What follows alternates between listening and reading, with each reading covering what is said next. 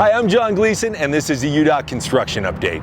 In Salt Lake City, new lane restrictions starting tonight on I-80 will cause some heavy delays in both directions. Starting as early as 6:30 p.m., I-80 will be down to one lane every night and two lanes all day each weekend between State Street and 1300 East. Some weeknights, we're seeing up to 15-minute delays, so keep this in mind if you're traveling through this area. We're opening all lanes each weekday morning by 6 a.m. in time for the morning commute. Work on this bridge maintenance project will continue through September. Also in Salt Lake City, plan for heavier traffic than normal on I-15 this weekend due to day and nighttime lane closures. Our crews will be doing some additional work near 1700 South to replace damaged barrier and storm drain from the tanker fire a few months back.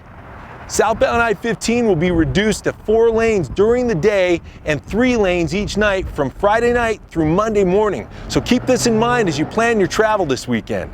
These delays shouldn't be too heavy, but just remember to stay alert and use caution when you're traveling through the work zone.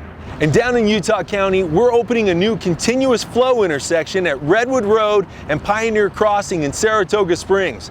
The new traffic pattern will be in place this Sunday morning, June 30th. You can watch a video that shows you how these intersections work on the project website, udot.utah.gov/Redwood Saratoga. This Saturday night, our crews will have all the traffic signals at this intersection turned off in order to get ready to open the new CFI. From 10 p.m. Saturday to 6 a.m. Sunday, flaggers and law enforcement will be controlling traffic, so you can expect some delays if you're traveling in the area overnight, Saturday to Sunday. To reduce delays, remember to travel wise during construction. Do what makes the most sense for you, whether that's work from home, adjust your travel schedule, or consider taking transit.